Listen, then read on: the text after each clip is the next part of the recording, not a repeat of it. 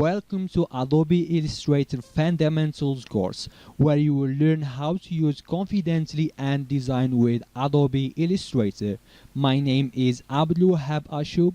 I am a part-time freelancer and instructor. In this course, we will start with an overlook to the workspace and some tips and shortcuts in Illustrator. Then we will learn about the tools and palettes mainly used in our projects.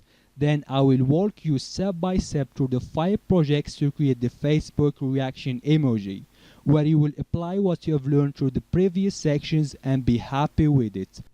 I have to mention that I put the resource files here in the introduction section, so make sure to download them as they will help you to follow along with me throughout the course.